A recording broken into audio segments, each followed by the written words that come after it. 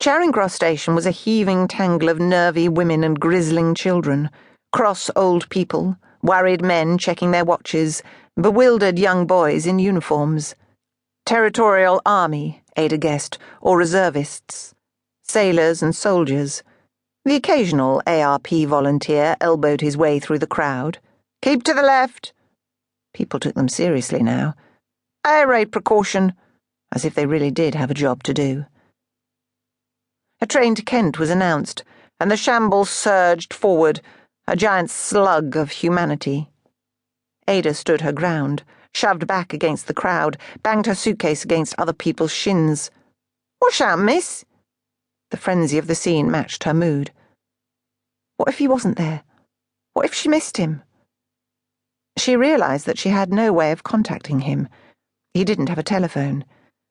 He lived in Bayswater, but she didn't know his address.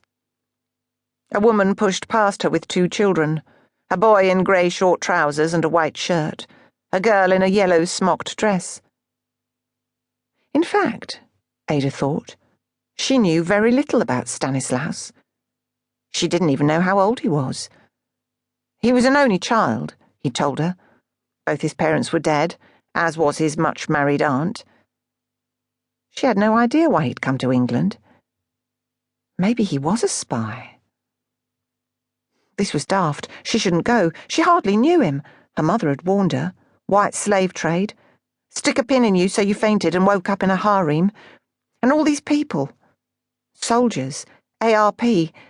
There really was going to be a war. Stanislaus was wrong. Maybe he was a spy. The enemy. She shouldn't go. She spotted him. He was leaning against a pillar in a navy blue blazer and white slacks, a leather grip at his feet. She took a deep breath. He hadn't seen her. She could turn round, go home. There was time. But then he saw her, grinned, pushed himself forward, lifted his bag and swung it over his shoulder. A spy. A sharp prickle of heat crept up Ada's neck. She watched as he wove his way towards her. It would be fine. Everything would be all right. He was a handsome man despite his glasses. An honest man, anyone could see that. A man of means, too. Nothing to worry about. Silly of her. His face was creased in a broad smile. He walked faster, pleased to see her. This Paris was happening to her, Ada Vaughan of Theed Street, Lambeth, just by the Peabody buildings. The Gare du Nord was full of the same sweating turmoil as Charing Cross, except the station was hotter and stuffier, and the crowds noisier and more unruly. Ada was transfixed. Why don't they line up? Why do they shout? She was tired from the journey, too. She hadn't slept the night before, and there wasn't a seat to be had on the train to Dover. The crossing had made her queasy, and the view of the white cliffs receding into a faint stripe of land had unsettled her in ways she hadn't expected.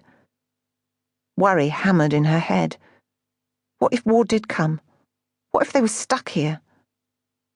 She couldn't ignore the scrolls of barbed wire on the beaches ready to snare and rip the enemy. The hungry seagulls hovering over the deserted pebbles and bundles of scabby tar waiting for their morsels of flesh. The battleships in the Channel. Destroyers, Stanislaus called them. Hovering hulks of metal, grey as the water. Then Stanislaus had given her a ring. "I hope it fits." He pushed it onto her third finger, a single band of gold. Not real gold, Ada could tell that straight away. "You'd better wear it," he said. This was not how she imagined he would propose, and this, she knew, was not a proposal. Her stomach churned, and she leant over the side of the ship. "I've booked the room under Mr. and Mrs. von Lieben."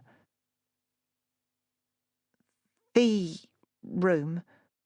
Her voice was weak. "Of course. What else?"